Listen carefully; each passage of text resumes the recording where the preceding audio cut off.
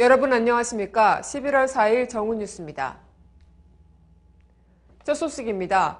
서유럽 순방에 앞서 박근혜 대통령은 르피가로의 인터뷰에서 한반도 평화와 남북 관계 발전을 위해 필요하다면 북한 김정은 위원장과 정상회담을 할 용의가 있다고 밝혔습니다.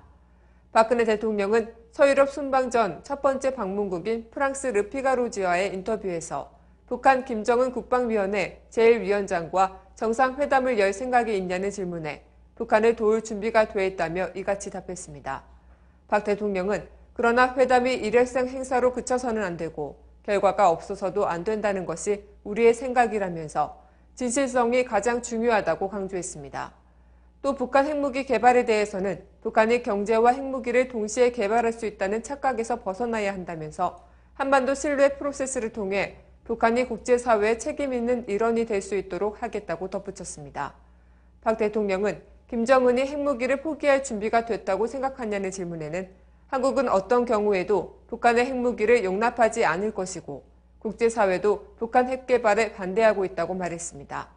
한일 관계와 관련해선 우리는 양국 관계를 미래를 지향하는 관계로 발전시키고 싶지만 일부 일본 정치인들이 과거사에 대해 자꾸 퇴행적인 발언을 해서 유감이라고 말했습니다. 박 대통령은 유럽의 통합은 독일이 과거 잘못에 대해 건설적인 태도를 보임으로써 가능했다며 일본이 유럽 통합 과정을 자세히 살펴보고 국제사회와 협력을 강화하기 위해 다른 태도를 보여줘야 한다고 말했습니다. 다음 소식입니다. 검찰이 민주당 문재인 의원에게 국정감사 직후인 지난 2일 참고인 자격으로 출석할 것을 통보한 것으로 오늘 확인됐습니다. 민주당 전병헌 원내대표는 국감이 끝나자마자 문 의원에 대한 검찰의 참고인 출석 요구가 있었다며 시기, 형식, 내용 등 3가지 문제가 있다고 지적했습니다. 민주당 문재인 의원은 2007년 남북정상회담 대화록 미의관과 관련해 검찰이 참고인으로 출석할 것을 요구한 데 대해 당당히 응하겠다는 입장을 검찰에 전달했습니다. 문 의원은 지난 2일 검찰로부터 참고인 출석 요구 통보를 받은 직후 이 같은 입장을 변호인을 통해 검찰에 전했습니다. 이 관계자는 검찰 출석 일자와 관련해 아직 날짜는 정해지지 않았으나 최대한 이른 시일 안에 할 것이라며 검찰과 협의가 필요할 것이라고 말했습니다. 문 의원은 검찰의 통보를 받은 뒤 당 지도부에도 이 같은 사실을 알린 것으로 전해졌으며 문 의원 측은 이번 검찰의 출석 요구가 정치적 의도가 있는 것으로 의심된다고 강력 반발했습니다.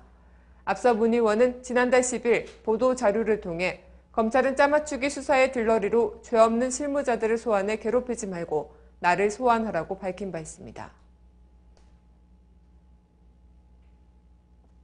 단신입니다. 서유럽 순방의 첫 일정으로 프랑스 파리를 공식 방문 중인 박근혜 대통령은 오늘 엘리제궁에서 프랑스와 올랑드 대통령과 정상회담을 하고 양국 협력 방안을 논의합니다. 박 대통령은 어제에는 한국 드라마의 날 행사를 시작으로 동포 오창 간담회, 유네스코 사무총장과의 접견, 오르세 미술관 관람 등 주로 문화 관련 일정을 소화하고 한국 문화를 세이지했습니다. 무소속 안철수 의원은 오늘 지난 대선 과정에서 국가기관의 불법 선거 개입 의혹 사건에 대한 특별검사 임명과 수사를 여야에 제안한다고 밝혔습니다. 안 의원은 검찰 따로, 군수사기관 따로 이뤄지는 지금의 수사 방식으로는 진실을 제대로 밝힐 수 없다면서 지난 대선 과정의 일들을 특별검사 수사에 맡기고 정치는 산적한 국가적 과제와 삶의 정치에 집중할 것을 제안한다며 정치권의 정쟁 중단을 강조했습니다. 검찰 수사를 받고 있는 이석채 KT 회장이 어제 이사회에 사의를 표명했습니다.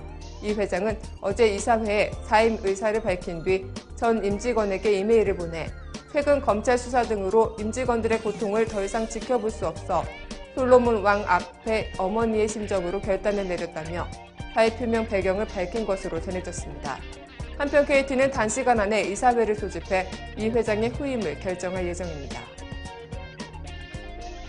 새누리당과 정부는 오늘 당정 협의를 통해 취득세 연구 인하 조치를 정부의 대책 발표일인 8월 28일부터 소급 적용하기로 했습니다.